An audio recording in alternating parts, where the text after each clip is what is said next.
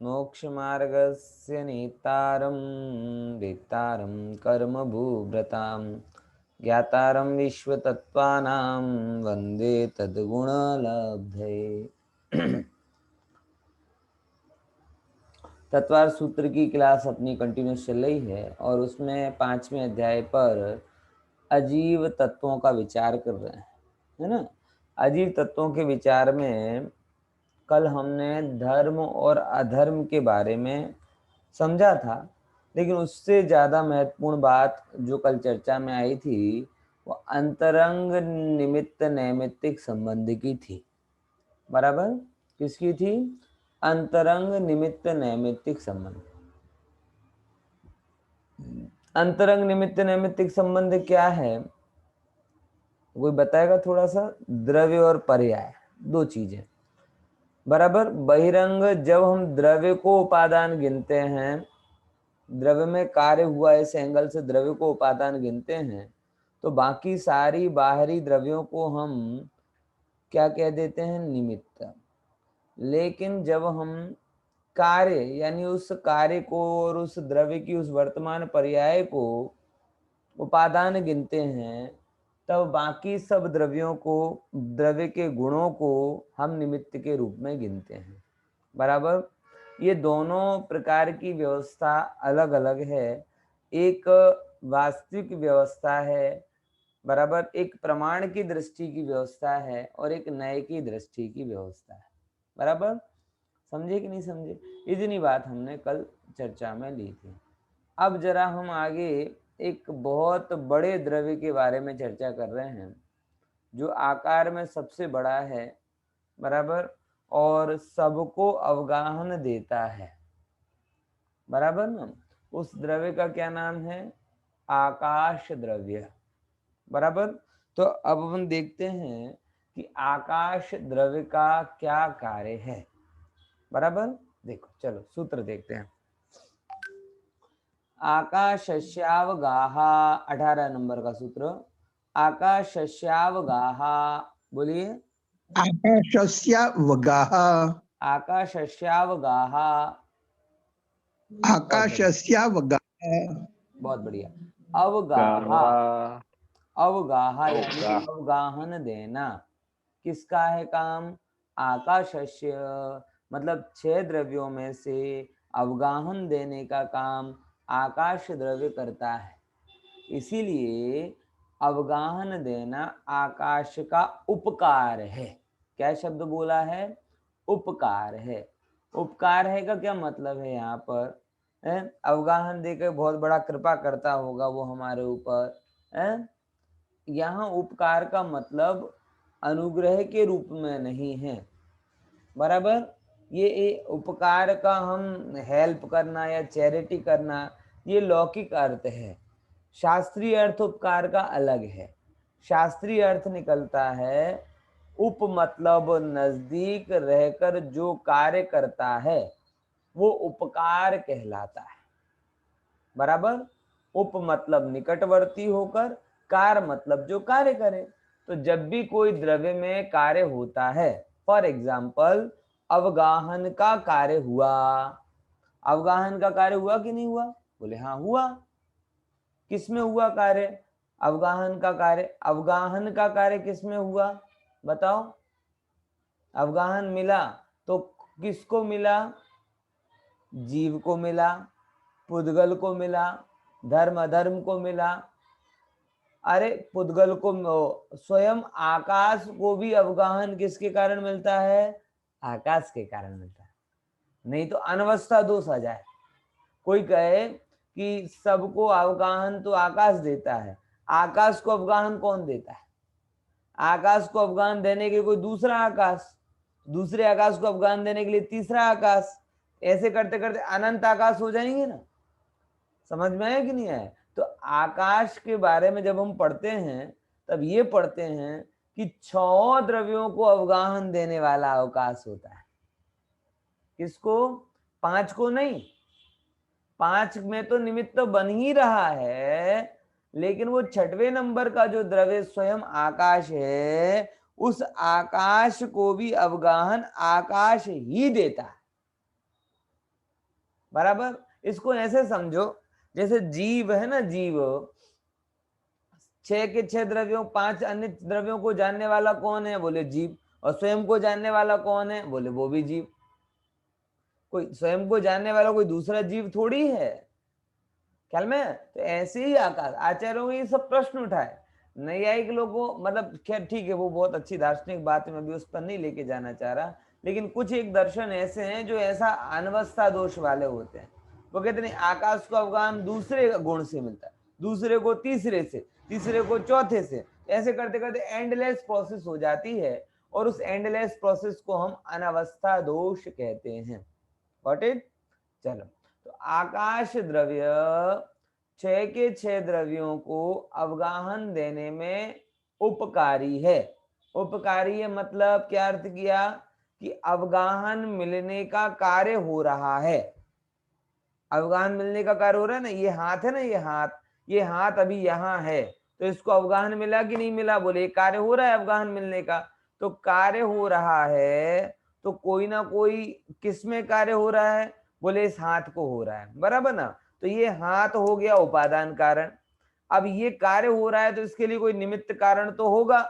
तो फिर हमने खोजा कि इस हाथ के निकटवर्ती कौन है जो इसके साथ में रहकर अवगाहन देने का काम कर रहा है, बोले ये तो आकाश द्रव्य है। तो वो ने कहा आकाश द्रव्य निमित्त है, अथवा आकाश द्रव्य हाथ को अवगाहन देने में उपकारी है।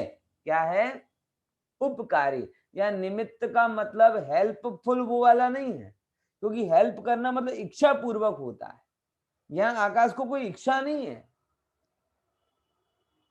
लेकिन वो निकट है, कार्य हो रहा है। तो दो द्रव्य होते हैं, उनमें एक उपादान द्रव्य होता है, एक निमित्त द्रव्य होता है। तो जो निमित्त है वो कौन है, बोले वो आकाश है। पॉइंट समझ में आया कि नहीं आया? देखो, इसको इसी इसी रूप में यहाँ पे बताया गया है। अब इस पे और क्या प्रश्न होते हैं वो समझते हैं अपन आगे। देखो, आकाश अवगाह मतलब क्या है? अवगाह मतलब क्या है? तो बहुत सुंदर उत्तर दिया। अवगाह मतलब आकाश में रहने को अवगाह कहते हैं। अवगाह किसे कहते हैं? आकाश में रहने को। जो द्रव्य कहीं पर भी रहेगा, तो जो रहना है ना, रहना, उसको ही हम क्या कहते हैं? अवगाहन, अवगाह। और उस अवगाह में जो निमित्त कारण है वो आकाश। देखो, जैसे एग्जाम्पल क्या दिया, जैसे निवास करने वालों के रहने का साधन भूत घर है कि नहीं है? ये सब चीजें कहाँ पर है? जैसे मैं कहाँ रह रहा हूँ साहब, बोले घर में रह रहा हूँ। ये सब चीजें कहाँ रह रही हैं? होम अप्लायंसेस, बोले वो भी घर में रह रहे हैं। फिर प्रश्न होता है घर कहाँ रह रहा है, बोले नगर में। नगर कहाँ है, बोले भारत में। भारत कहाँ है? विश्व में। विश्व कहाँ है? मध्य लोक में। मध्य लोक कहाँ है? तीन लोक में। तीन लोक कहाँ है? आकाश में। यानी अल्टीमेटली अवगाहन। अब सारे प्रश्न करते जाओ, अब फिर पूछो आकाश कहाँ है, तो क्या उत्तर आएगा? इतनी सबके उत्तर आपको मिल गए, मिले कि नहीं मिले? मैं घर में हूँ, बराबर। घर नगर में है, नगर प्रदेश में है, प्रदेश देश आकाश में में ही है, रहेगा। देश विश्व में है। इन सब के उत्तर अन्य अन्य अन्य मिलते जा रहे हैं। तो फाइनल उत्तर जब तक हमें नहीं आया तब तक हम पूछते जाएंगे। तो बोले मध्य लोक आया, मध्य लोक में तीन लोक आया, तीन लोक के बाद में क्या बोला? आकाश में। तीन लोक आकाश में। यानी अब प्रश्न होता है आकाश किस में है, बोले आकाश आकाश में है। बोले अब मिल गया हमें सब द्रव्यों के अवगाहन का अल्टीमेट कार्य। पॉइंट समझ में आया कि नहीं आया? वो आकाश द्रव्य समस्त जीव पुद्गलादि 6 द्रव्यों को रहने में स्थान देता है, बराबर दिनेश भाई। तो अहमदाबाद में भी नहीं हो, आनंद में भी नहीं हो, आकाश में हो। समझ आ गया? हाँ, देखना है भैया, इस सबका अल्टीमेट क्या बार बार पूछना, एक ही उत्तर, फाइनल उत्तर। कोई भी पूछे परमानेंट एड्रेस, बोले लोक आकाश। कभी भी चेंज नहीं होगा। ऐसा अनचेंजेबल एड्रेस दो ना, समझेगी। देखो आगे अपन बढ़ते हैं। हाँ, वैसे अवगाह क्रियावान जीवादि के अवगाह क्रिया का साधन भूत आकाश है। अब देखो, अवगाह रूप क्रिया हो रही है। कौन सी क्रिया हो रही है? अवगाहन रूप क्रिया, यानी अवगाहन रूप कार्य हो रहा है। तो जो अवगाहन रूप कार्य हो रहा है, उस कार्य में दो कारण, एक उपादान कारण, एक निमित्त कारण। तो उपादान कारण कौन है? जो अवगाहन ले रहा है, क्योंकि हम अवगाह को क्रिया कह रहे हैं, बराबर। तो जो अवगाहन ले रहा है वो उपादान कारण, और जो उस अवगाहन में निमित्त बन रहा है वो निमित्त कारण। तो वो क्या कहलाता है? अवकाश कहा जाता है। अब देखो, धर्मादि द्रव्य में अवगाह क्रिया उपचार से कही है। उपचार से कही इन द सेंस कि देखो, वो कभी विचारे क्षेत्र से क्षेत्रांतर तो जाते नहीं, जहां है वहां है, सब जगह अनंत काल तक रहते हैं। लेकिन वो गति स्थिति तो उनको नहीं बोली, लेकिन रहते हैं ना। इस एंगल से उपचार से उनको भी हमने अवगाहन का अवगाहन रूपी कार्य का कर्ता कह दिया। और अवगाहन रूपी कार्य का कर्ता कहा तो उस कार्य का निमित्त कारण अवगाहन हेतुत्व नाम का द्रव्य आकाश भी कहा, बराबर। देखो जरा मैं एक प्रश्न आपसे पूछता हूं, कौन सा हेतुत्व बोला हमने? अवगाहन हेतुत्व बोला कि नहीं बोला? तो ये क्या है? अवगाहन हेतुत्व ये क्या है? द्रव्य है, गुण है कि पर्याय है? बताओ। अवगाहन हेतुत्व ये क्या है? द्रव्य है, गुण है कि पर्याय है? बोलो। ऐसे गति हेतुत्व, स्थिति हेतुत्व ये क्या है? पर्याय। पर्याय, गुण है। सर गुण है। गुण है। अच्छा, गुण है, बहुत बढ़िया। किस किसने उत्तर दिया गुण में है, और किस किसने उत्तर दिया पर्याय? देखो समझना, खुशी बहन ने बोला, दिनेश भाई ने बोला गुण है, बराबर। हाँ, किसी ने पर्याय भी बोला, बाकी को तो आता था इसीलिए नहीं बोला।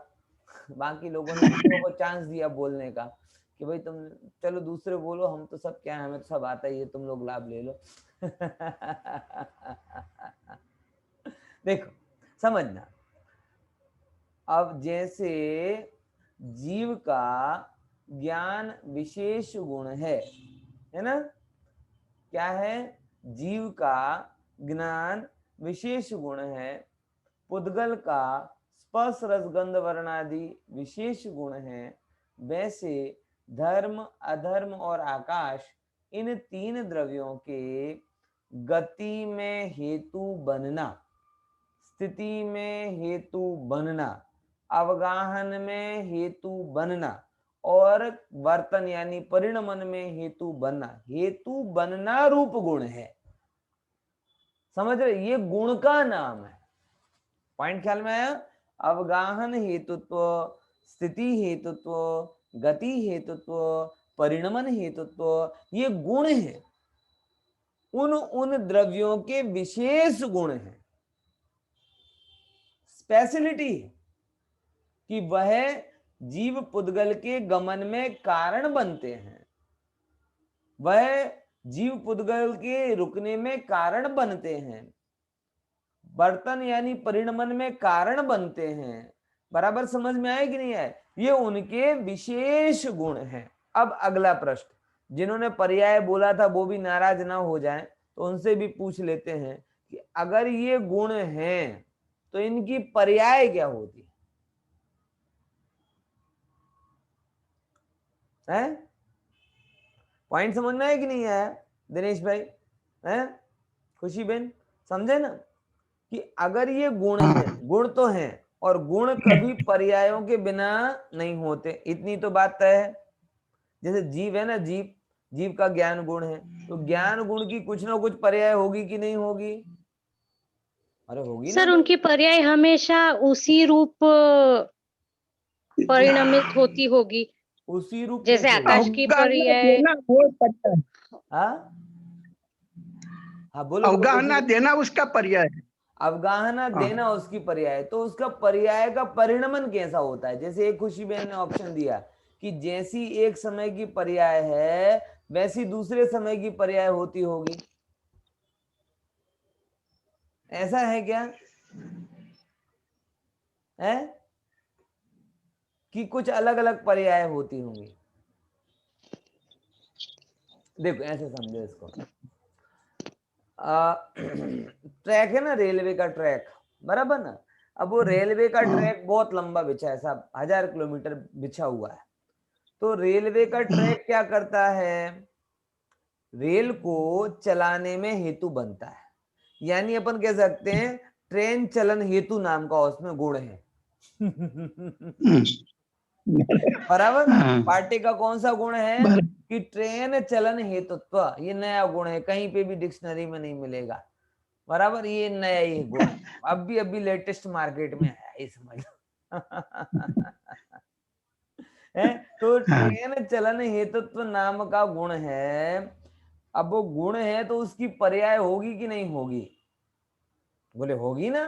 कैसी पर्याय होगी? बोले वह पाटा, वह पटरी कभी शताब्दी एक्सप्रेस को चलने में, शताब्दी एक्सप्रेस नाम की ट्रेन चलन में हेतु बनता है, कभी राजधानी एक्सप्रेस नाम की ट्रेन चलन में हेतु बनता है, कभी पैसेंजर को चलने में तो कभी मालगाड़ी को चलने में हेतु बनता है। हेतु बनता कि नहीं बनता? वो तो न्यूट्रल है, लेकिन हेतु बनने रूप पर्याय अलग अलग, कभी शताब्दी को, कभी मालगाड़ी को, कभी पैसेंजर को, कभी मेल को, कभी ना जाने किस किस को। बराबर। तो वो एक होने पर भी अलग अलग ट्रेन के चलने में हेतु बनता है। इस एंगल से हेतु पने के रूप में समानता है, लेकिन हेतु जिनका बन रहा है उसमें अंतर है। पॉइंट समझ में आया कि नहीं है? अब जैसे ट्रेन का है वैसे ही आप धर्म का समझ लो कि एक ये ऐसे समझो कि फॉर एग्जाम्पल अभी 8:05 हो रहा है, बराबर। तो 8:05 में पूरे लोक में जितने भी जीव पुद्गल गमन कर रहे थे, बराबर, वो 8:05 में उन जीव पुद्गलों के गमन में हेतु बन गया, ये उसकी पर्याय। फिर 8:06 पे जितने जीव पुद्गल गमन कर रहे थे उनके गमन में हेतु बन गए, उसकी उस समय की पर्याय। उसका काम ही हेतु बनना है, नाम ही उसके गुण का क्या नाम रखा हमने? गति हेतु, स्थिति हेतु, अवगाहन हेतु, वर्तन यानी परिणमन हेतु। सर्वत्र क्या लगा हुआ है? कारण बनता है। कारण हेतु मतलब क्या? कारण बनता है, कारण बनता है, कारण बनता है, कारण बनता है, ये लिखा ना। तो किस किस में कारण बनता है? बोले सब में कारण बनता है। तो उसकी पर्याय भी कारण बनने रूप होगी। उसकी पर्याय कैसी होगी? कारण बनने रूप होगी। ख्याल में है कि नहीं है? तो इस पॉइंट ऑफ व्यू से हर समय उसकी नई नई पर्याय हो रही हैं।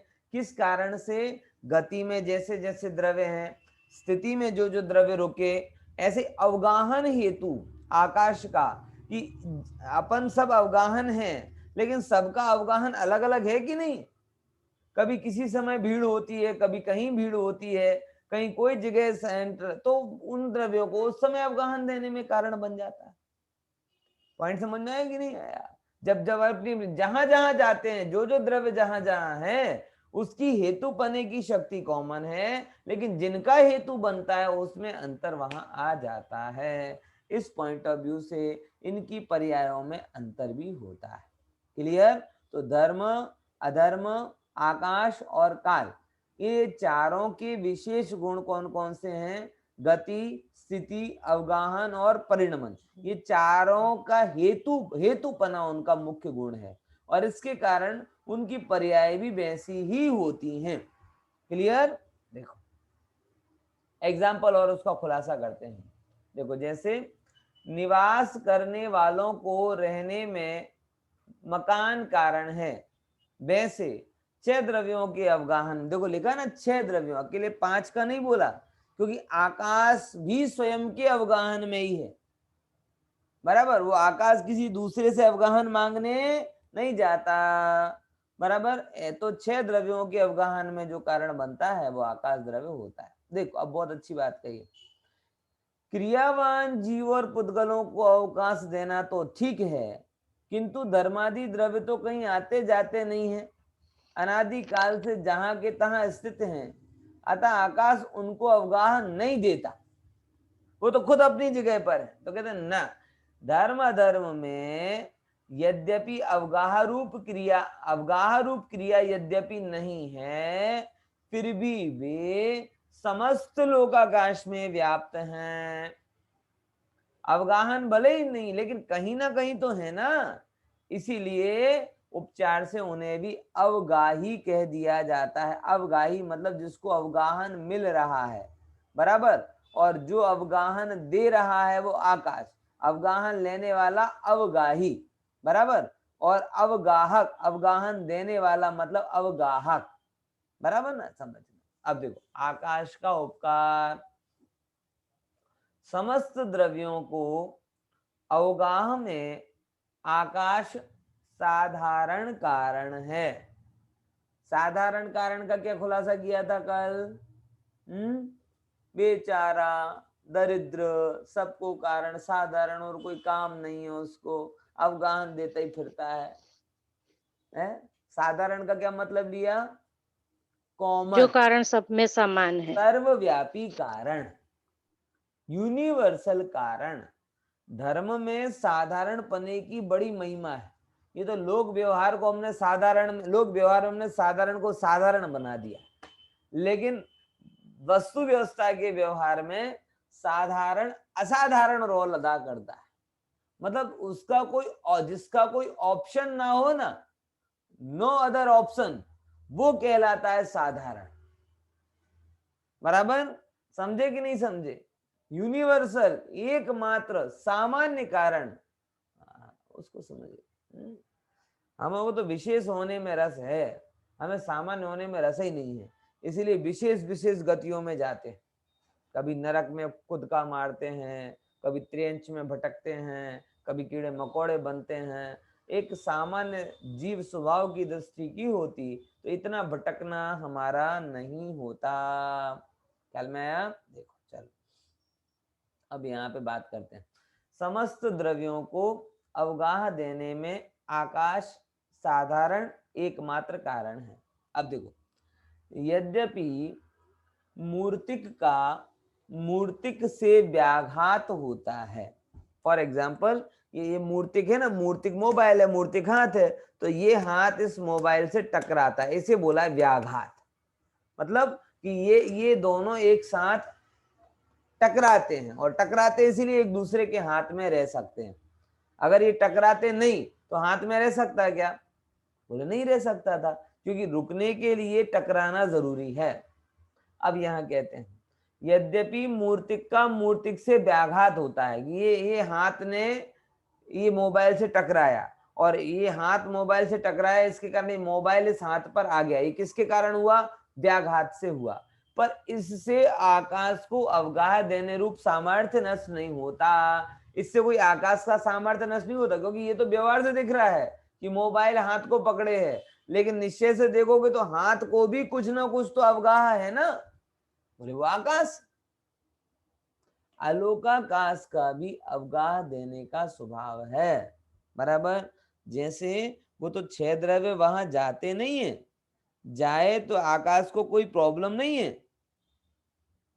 आलोकाकाश में भी अगर 6 द्रव्य जाए तो आकाश को कोई प्रॉब्लम नहीं है कि भैया तुम मत आओ, है तुम्हें आना हो तो आ जाओ, क्योंकि आकाश में 2 भेद है ही नहीं। वो अलोकाकाश में भी लोकाकाश के जैसा अवगाहन गुण पड़ा हुआ है। ये बात अलग है कि वह कोई वहां पहुंच नहीं पाएगा, क्योंकि जहां 6 द्रव्य होते दिखाई देते हैं उसे ही हम लोक कहते हैं। कल के दिन वैसे तो कोई कहीं जाने वाला नहीं है, लेकिन अगर कोई खुद का मार के कोई अलोक में पहुंच भी जाए तो हम उसे ही लोकाकाश कह देंगे। समझे कि नहीं समझे? क्योंकि वस्तु व्यवस्था में ये जो आकाश के जो 2 भेद है ना, आकाश तो एक द्रव्य है, लेकिन दो भेद किसके एंगल से किए? बोले दो भेद छह द्रव्य के प्रेजेंस और एब्सेंस के बेस पर किए। तो अगर कल के दिन, मतलब ऐसा कभी होता नहीं है वस्तु व्यवस्था में, इफ एंड बट नहीं होता, लेकिन हम समझने के लिए बोल रहे हैं कि कुछ द्रव्य आलोक में चले जाएं, तो क्या हम आलोक में मतलब आलोक में नहीं द्रव्य जा सकते? ये सिद्धांत खंडित हो जाएगा। बोले नहीं, क्योंकि हमने परिभाषा ये बनाई है कि जहां छह द्रव्य रहते हैं उसे ही लोक कहते हैं, उसके अलावा और कोई परिभाषा ही नहीं है। तो अगर इनकेस कभी वो बाहर चले जाते हैं तो हम उसे लोक कहने लगेंगे, क्योंकि छह द्रव्य दिखाई देने वाला ही लोकाकाश होता है। पॉइंट समझ में आया? देखो आगे समझते हैं। तो वहां पर भी अवगाहन देने, कहने का तात्पर्य यह है कि आलोकाकाश को कोई प्रॉब्लम नहीं है। वो कोई नो पार्किंग जोन जैसा बोर्ड लगा के नहीं बैठा है कि don't come here, no admission without permission, આજ્ઞા વગર પરમિશન નહીં કરતા અને તમને પ્રવેશની આજ્ઞા નથી। એ તો વેલકમ કરવા માટે તૈયાર છે, જેને આવવું હોય, જેટલા આવવું હોય આવી જ જાઓ, હું બધાને અવગાહન આપીશ। પણ લિમિટેશન किसकी है? द्रव्यों की लिमिटेशन है, आकाश की लिमिटेशन नहीं है। देखो आगे अपन समझते हैं। अब जैसे हमने आकाश का उपकार पढ़ा था, वैसे पुद्गल के भी उपकार हैं। देखो पुद्गल के क्या उपकार हैं? पुद्गल उपकारी है, किस किस रूप में पुद्गल उपकारी है समझते हैं। शरीर वांग मनः, बोलिए, शरीर वांग मनः प्राणापानः, शरीर वांग मनः प्राणापानः प्राणापानः पुद्गलानां, प्राणापानः पुद्गलानां, शरीर वांग मनः प्राणापानः पुद्गलानां, शरीर वांग मनः प्राणापानः पुद्गलानां। बहुत बढ़िया। पुद्गलानां मतलब किसकी चर्चा चल रही है? कार्यों की चर्चा चल रही है, हर एक द्रव्य के कार्यों की चर्चा चल रही है। तो पुद्गल द्रव्य के क्या क्या कार्य हैं वो यहाँ बताते हैं। तो शरीर धारण करना या करवाने में निमित्त बनना, ये कार्य किसका है? पुद्गल का है। वांग मतलब वचन, वचन जो भी निकल रहे हैं वो पौद्गलिक हैं। मनः मन, वो भी क्या है? पौद्गलिक है। प्राणापान स्वाचोश्वास, प्राण और अपान, समझना, जो आप ग्रहण करते हो प्राण वायु ऑक्सीजन और जो छोड़ते हो वो अपान वायु, तो ये प्राण अपान ये सब किसके उपकार हैं? पुद्गलों के उपकार हैं। ध्यान रखना, पुद्गलों के उपकार है मतलब जीव के इन कार्यों में पुद्गल निमित्त बनते हैं। पॉइंट समझ में आया? उपकार मतलब क्या अर्थ लेना? जीव के इन कार्यों में, व्यवहार से जो कार्य किसके कहे जाते हैं? जीव के 10 प्राण कहे जाते ना व्यवहार से, 5 इंद्रिय, मन और आयु स्वाचोश्वास कहे जाते ना। तो ये 3 बल ये यहाँ पे कह रहे, ये सब जीव के जो प्राण कहे जा रहे हैं, इन प्राणों में निमित्त कारण कौन है? बोले निमित्त कारण इन प्राणों में पुद्गल द्रव्य है, ये इनका उपकार है। मतलब ये इन कार्यों में परिणमित होने में कारण रूप बनते हैं। ऐसा, ऐसे हाथ पैर मत जोड़ने लग जाना, अरे रे रे अगर शरीर नहीं होता तो हम सांस कैसे लेते हैं? अरे अगर शरीर नहीं, पुद्गल नहीं होता तो हम बोलते कैसे? बहुत उपकारी है भैया, बहुत उपकारी है। इसीलिए शरीर की फिर सेवा खुशामद में लग जाओ। आचार्यों ने ऐसा नहीं बोला, देखो भैया तुम्हें अगर इस शरीर में रहने रूप कार्य करना है, ऐसा समझ लो, ये तुम्हारा शरीर रूप तुम अभी हो, बोलने की ताकत वाले हो, विचारने की ताकत वाले हो, और शरीर की स्थिति में जो प्राणापान है मतलब श्वासोच्छ्वास है वो तुम्हें करना है, तो ये निमित्त बन जाते, बस सिंपल सी बात है। आप इनकी केयर करोगे तो भी निमित्त बनेंगे, नहीं करोगे तो भी निमित्त बनेंगे। ध्यान रखना, ये चेतन नहीं है कि तुम इनका ध्यान रखोगे तो तुम्हारा ध्यान रखेंगे, ये तो प्रोग्राम है कि तुम ध्यान रखो या ना रखो, ये तो अपना काम करेंगे। ये मनुष्य जहां होते ना वहां समस्या है, अरस परस वाली बात। कौन सी बात? अरस परस। कि हम जीव का भला करें तो दूसरे हमारे भला करेंगे, बराबर ख्याल में। लेकिन पुद्गलों में अरस परस ऐसा नहीं होता, ये तो अपने प्रोग्राम से काम करते हैं। विचार रहे हो कि नहीं विचार रहे? अगर इस मोबाइल को आप 10 दिन तक देखो भी नहीं और 11वें दिन उठाकर करो तो वो 11वें दिन नॉर्मल जैसा काम करेगा जैसा पहले दिन करता है। मनुष्यों की क्या बीमारी है कि मनुष्यों की ये बीमारी है कि तुमने अगर किसी की एक दिन उपेक्षा कर दी ना तो वो दूसरे दिन आपसे मुंह फेर लेगा। ये मनुष्यों की बीमारी, जीवों की बीमारी कि हम लोगों को अच्छा बुरा लगता है, इन पुद्गलों को अच्छा बुरा नहीं लगता। इसलिए अगर इनका उपयोग करोगे तो भी अपना काम करेंगे, नहीं करोगे तो भी अपना काम करेंगे। उनका काम आपके अटेंशन पर डिपेंड नहीं, और हमारा काम सब अटेंशन। अरे भला कार्य भी करना हो तो हमारे मन में ये आता है चलो एक फोटो तो निकाल लें और शेयर कर दें, क्योंकि किसी को पता ही नहीं चले और हमने लाख रुपए का दान दे दिया। बताओ, धिक्कार है ऐसे दान को जो किसी को पता ना चले। है बताओ, हम क्या कहते हैं, मैंने क्या कहूं लोगों की वृत्ति को। एक बार मैंने एक फोटो देखा, किसी ने स्टेटस पे, हॉस्पिटल में गए थे और गरीबों को 2 केले दे रहे थे। कितने केले? 2 केले, और 2 केले देने में 2 लोग थे, बराबर। और 2 केले देने वाले 2 लोगों ने कम से कम 2 फोटो निकलवाई। ऐसे केले दे रहे जैसे मान के चलो उनके लिए केले नहीं दे रहा हूं, कोहिनूर दे रहा हूं। उसको भी फेसबुक पर स्टेटस मेंटेन करेंगे। 2 केला देना भी उनके लिए बड़ी चैरिटी है। 10 रुपए के 3 आते हैं, उस हिसाब से तो 6 रुपए के 2 केले हुए, और उसको भी देने वाले 2 लोग, यानी पर पर्सन 3 रुपए का खर्चा, और 3 रुपए में भी उन्हें टेंशन चाहिए। धिक्कार है। हर जगह एक इतनी बड़ी बीमारी जीव को हो गई ना, वो कार्य, मैं सच बता रहा हूं, आप सब लोग इस बीमारी से बचना, इसके लिए बात कह रहा हूं। कार्य कितने लोग उसको देख रहे हैं इससे महत्वपूर्ण नहीं। मैं आपको एक बात बताऊं, बड़ी मजाक की बात है लेकिन बड़ी जोरदार बात है, कि अभी कुछ दिनों पहले क्या हुआ है कि वैदेही को यूट्यूब का बनाने का शौक चला है, बराबर। तो कुछ नहीं करती है वो, उसका जो टाइम होता है ना, उस टाइम में उसका एक खिलौने का डिब्बा है, वो ओपन करती है उसको, और हाय गाइस, हेलो गाइस, मैं ये डिब्बा खोल रही हूँ, फलाना कर रही हूँ, ये कर रही हूँ, और मुझे पता ही नहीं चला। उसने उसका एक पूरा वीडियो बना दिया, और वो वीडियो बना के उसने बिना कोई चैनल के, बिना किसी के उसने डाल दिया। 1 घंटे के अंदर उसके 50 व्यू हो गए,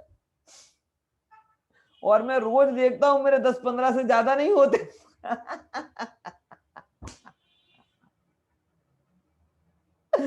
समझ में आया कि नहीं है क्या कहना चाह रहा मैं आपको है?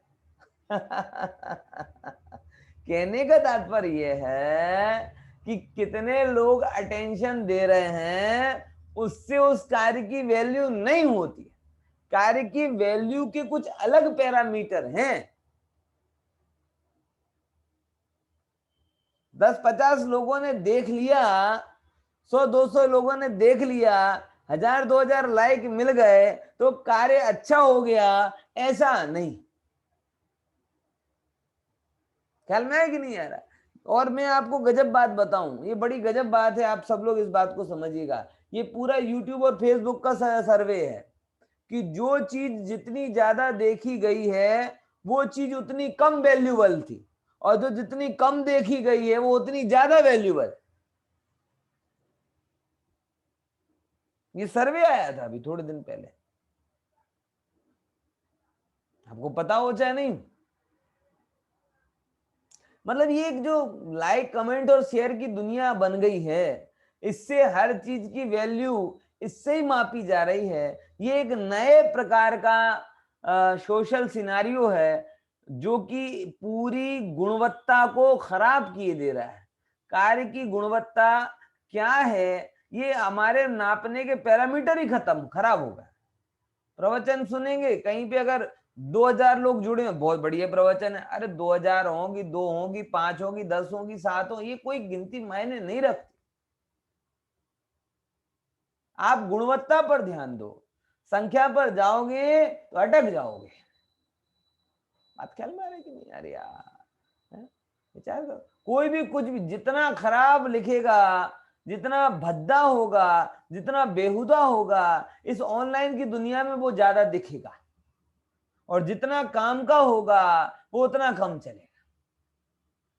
बात समझ में आ रही कि नहीं आ रही? इसीलिए मैं आपको इतनी सी शिक्षा देना चाहता हूं कि आप पुद्गलों से शिक्षा लो कि भाई वो अपना कार्य आपके अटेंशन पे नहीं करते, वो अपना कार्य अपने नियम से करते हैं। ऐसे आप भी अपना कार्य अपने नियम से करो। इसके कारण नहीं कि दूसरा कर रहा है, इसके कारण नहीं कि दूसरा देखेगा कि नहीं देखेगा, इसके कारण भी नहीं कि दूसरा लाइक करेगा कि नहीं करेगा, शेयर करेगा कि नहीं करेगा। ये सब चीजें बेकार। मोर जंगल में नाचता है, लाइक कमेंट और शेयर के लिए नाचता है क्या? उसकी फोटो लगा लगा के आप लाइक कमेंट शेयर करवा लो, लेकिन उसको कुछ नहीं। कोयल गाती है, वो लाइक कमेंट शेयर के लिए नहीं करती। फूल खिलते हैं, लाइक कमेंट शेयर के लिए नहीं करते। हर चीज अपने आप से परिणमित हो रही है।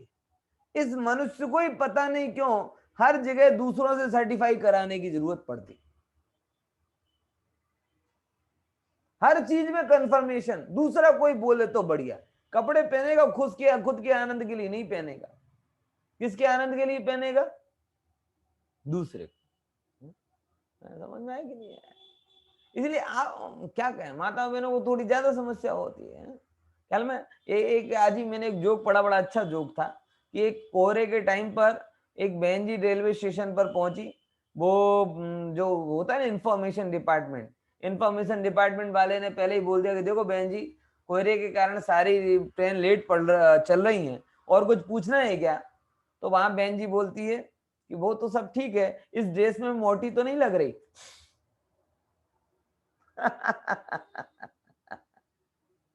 है? विचार करके देखो, ऐसी दीनता है। सर्वत्र दूसरा ध्यान दे, सर्वत्र दूसरा ध्यान दे, सर्वत्र दूसरा ध्यान दे। भाई तुम कार्य को समझो, कार्य को समझो। कार्य कोई दूसरों पर नहीं आधारित होने चाहिए, कार्य अपने पर आधारित होना चाहिए। है? समझ में आया कि नहीं आया? इसीलिए अच्छा कार्य करो।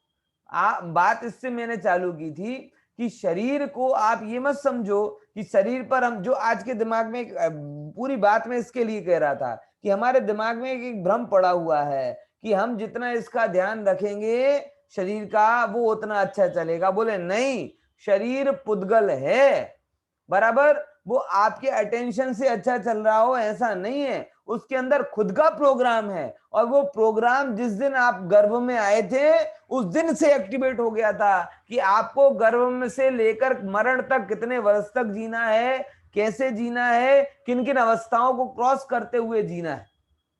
आप उस कुदरती प्रोग्राम को समझो, और जैसे ही आप समझोगे आप निर्भर हो जाओ। आपको केवल एक चैतन्य आत्मा का ध्यान रखना है। शरीर की व्यवस्था करने के लिए इतने सारे कर्म बैठे हैं, वो खुद उसकी व्यवस्था करेंगे। तुम्हारे ध्यान देने से व्यवस्था बदलेगी नहीं, तुम्हारे ध्यान देने से व्यवस्था बेहतर नहीं होगी, बल्कि उल्टा है कि छेड़छाड़ ज्यादा करोगे, वो बैंक वाला नोट